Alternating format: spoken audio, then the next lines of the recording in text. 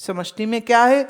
अत्र अपि अखिल सूक्ष्म शरीरम एक बुद्धि विषयातया वनवत् जलाशयवत्वा समस्थितिः अनेक बुद्धि विषयातया वृक्षवात जलवात वा व्यस्थिति व्यष्टिः अपि भवति। कह रहे सारे सूक्ष्म शरीरों को एक कर दो, इकट्ठे कर दो, छुट्टी, ये कलेक्टिव हो गया। कैसे?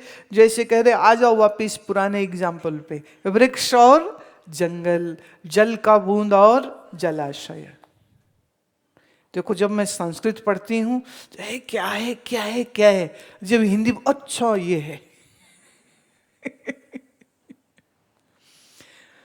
वाह वाह। व्यष्टि और समष्टि की जहां बात आती है तहां ये वृक्ष जंगल वाला एग्जाम्पल और जल बिंदु और जलाशय का एग्जाम्पल बड़ा सटीक बैठता है।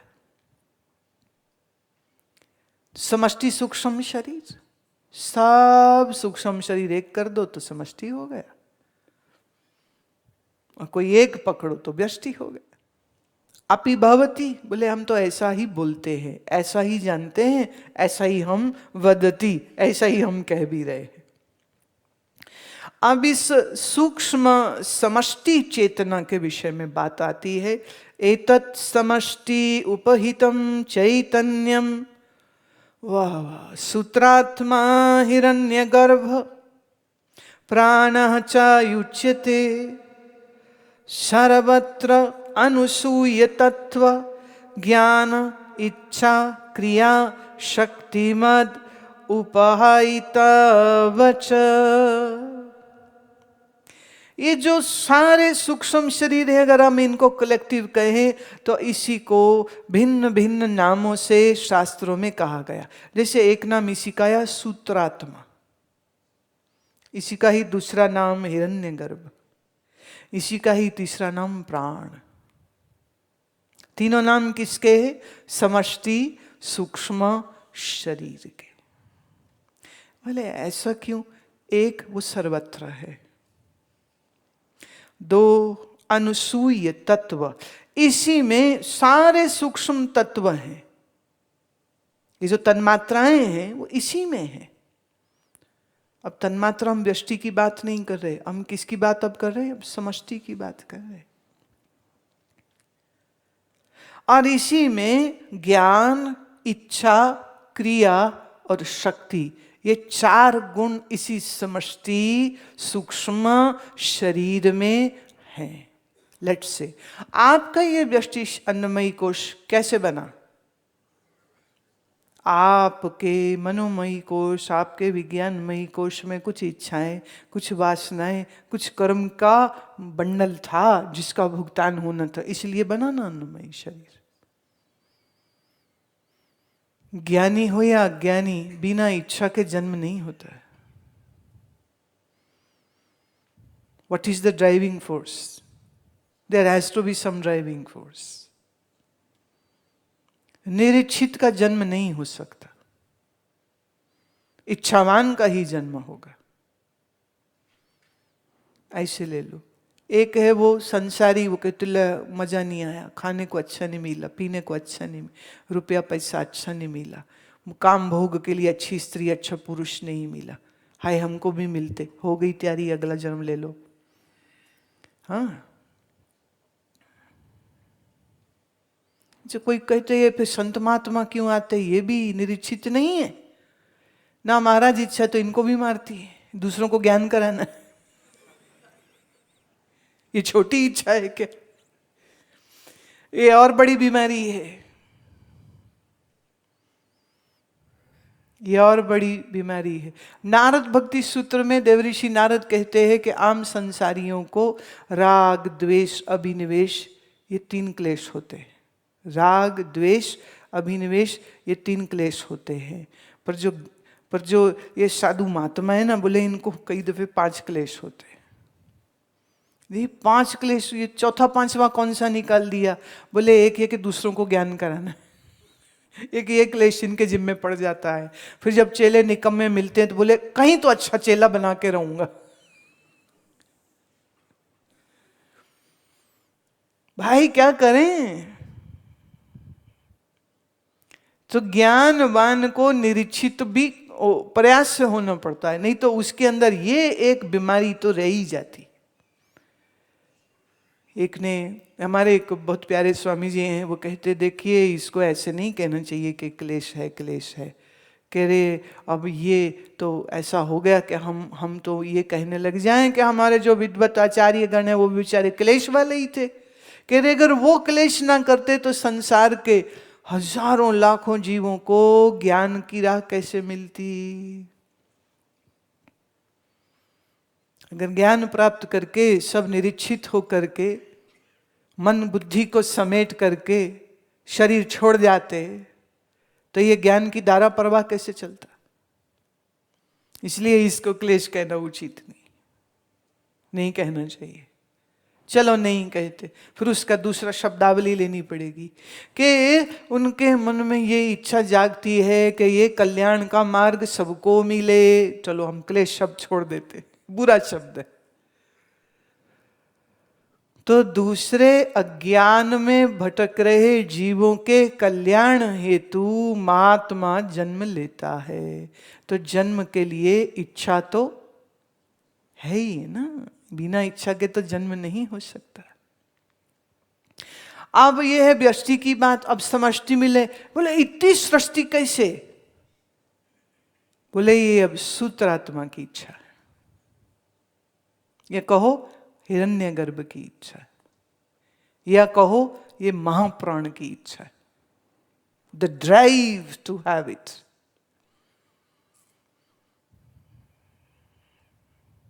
आपने सुना कभी जब किसी जगह में कोई दुर्घटना हो जाए, कोई अपराध हो जाए, तो पुलिस वाले कहते अज्ञात व्यक्तियों के खिलाफ एफआईआर काटी गई। What is this nonsense? अज्ञात व्यक्तियों के नाम एफआईआर काटी गई। हु इज दिस अज्ञात व्यक्ति? बोले पता नहीं, भीड़ आई थी, मार के चली गई, आग लगा के चली गई। We don't know who the individual is, so a collective FIR is being made. और उस एरिया का मजिस्ट्रेट कहता है ठीक है, अब दफा 144 मैंने लागू कर दी, अब 3 से अधिक 4 से अधिक लोग अब एक जगह में इकट्ठे नहीं हो, तो पूरे शहर को सजा दे दी। अज्ञात व्यक्तियों ने गलत काम किया और मजिस्ट्रेट जी ने सबको सजा दे दी।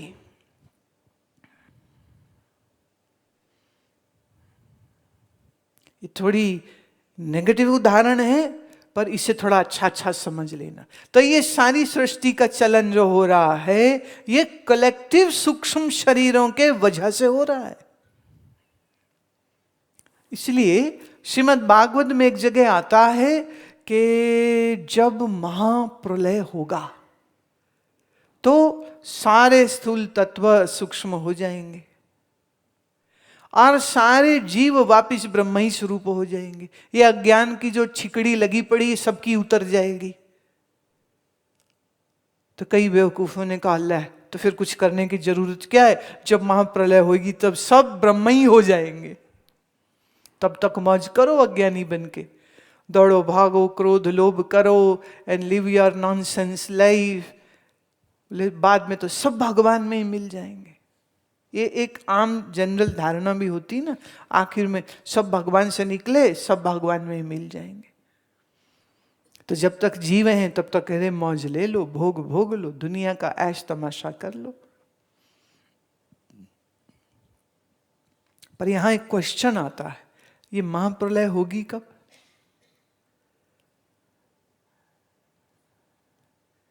ये जो इस समय कलयुग चल रहा है, इसकी जो गणना है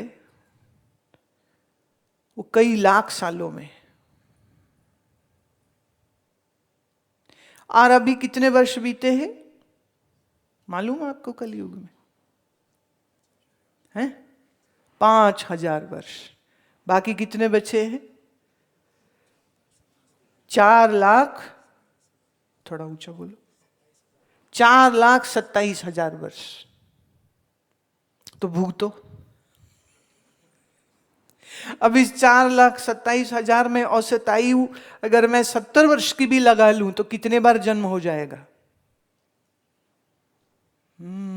स्यापा मुक्कर नहीं वाला। 4,27,000 वर्ष अभी के कलयुग चलेगा।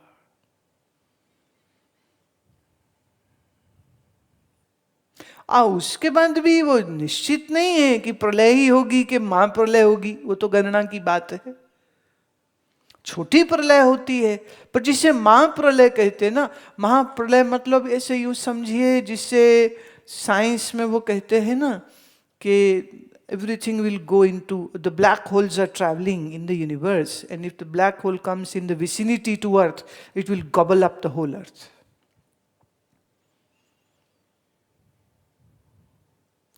ब्लैक होल के बारे में अभी भी वैज्ञानिक पूरा नहीं समझते, पर उन्हें इतना पता है कि बड़े बड़े सूर्यों को भी वो निगल जाता, कुछ नहीं बचता फिर उसमें।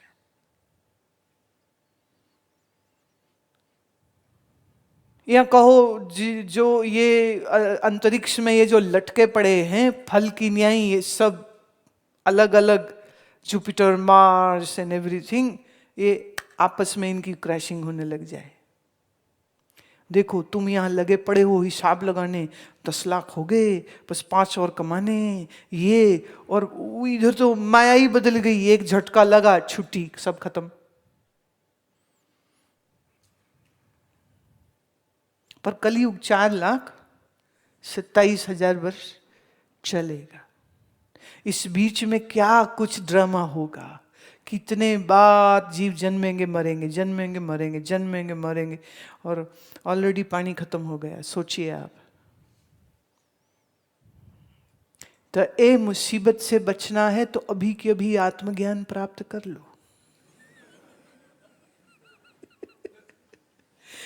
इस मन को निरिच्छित निर्वासनिक बना लो। क्योंकि फंसाता कौन है? ये मन ही तो फंसाता है। ये स्त्री में सुख है, पुरुष में सुख है, बच्चे में सुख है, पैसे में सुख है, दौड़ दौड़ दौड़ दौड़ दौड़, कुछ मिला कुछ ना मिला, धक्के खा खवा के मर जाता है आधी अधूरी इच्छाओं में, फिर और फिर और फिर और फिर। The transmigration keeps on happening.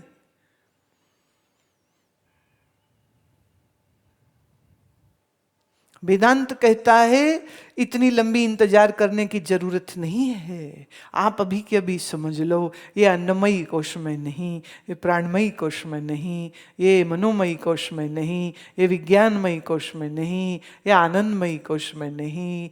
मैं तो नित्य शुद्ध बुद्ध मुक्ता आत्मा स्वरूप हूं।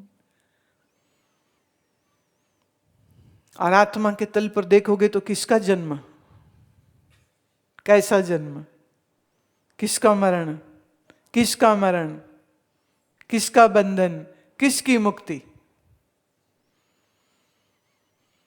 मन में बंधन, मन में मुक्ति, मन में अज्ञान, मन में ही ज्ञान। आत्मा का क्या लेना देना उससे? क्या लेना देना? कुछ भी नहीं। पर ये अज्ञान जब तक मन में बैठा हुआ है, आवरण और विक्षेप की दो शक्तियां तो परमानेंट फंक्शन कर रही हैं। अच्छा, भक्त अज्ञान निवृत्ति की चिंता नहीं करता, वो कहता भगवान बस दर्शन दे दो, भगवान दिख जाए, भगवान दिख जाए, भगवान दिख जाए। किसी को कृष्ण रूप से देखना है, किसी को राम, किसी को शिव, दिख जाए दिख जाए दिख जाए दिख जाए। अरे क्या चक्कर में पड़े हो? कृष्ण को सामने सामने दुर्योधन देखता है तो भी क्रोधी, लोभी, अहंकारी रहा, और कृष्ण को साम दाम दंड भेद करके उसे मरवाना पड़ा। भगवान दिख जाए, भगवान दिख जाए। भगवान को देखते हुए पर ही तो दुशासन वार करता है। अश्वत्थामा ब्राह्मण पुत्र होकर के भी गाली निकालता है। भगवान दिख जाए, वो आंखों से देख नहीं रहे थे। रावण राम को देख के लड़ रहा था कि बिना देखे लड़ रहा था? देखता भी है, लड़ता भी है। तो अवतारों का देह देख लेने से भी आपके विक्षेप की निवृत्ति नहीं होती है। आपके आवरण नहीं जाते हैं, और जिसकी वजह से है वह मूल अज्ञान जब तक बैठा हुआ है तब तक मुसीबत तो चलती रहेगी। इसीलिए कृष्ण को सामने देख करके भी अर्जुन को रोना आता है, अर्जुन को डर लगता है, अर्जुन कमजोर हो जाता है। फिर जब कृष्ण गुरु बन करके ज्ञान देते, उसके आवरण को भंग करते हैं, अर्जुन के विक्षेप की निवृत्ति होती। क्यों? क्योंकि मूल अज्ञान की निवृत्ति हो गई। और अर्जुन जो शोक से भरा हुआ था वो एकदम मुक्त हुआ, कहता बोल माधव क्या करना है, अब तो वो सब कुछ करूंगा मैं, क्योंकि समझ लिया ना। क्षेत्र चापि मां विद्धि सर्व क्षेत्रेषु भारत, ये सब अंतःकरण में क्षेत्रज्ञ मैं ही हूं, ये जानो अर्जुन।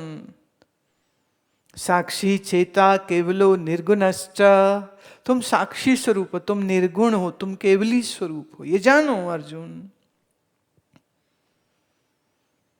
शरीर के तल पर जो कर्म करने हैं सो करते रहो, पर करते हुए में भी कर्ता मत बन जाना। तुम याद रखना तुम कौन हो। क्षेत्रज्ञ चापि मां विद्धि, जानो तुम कौन हो। न गम दुनिया का है मुझको, न दुनिया से किनारा है। न गम दुनिया का है मुझको, न गम दुनिया का है मुझको, न दुनिया से किनारा है।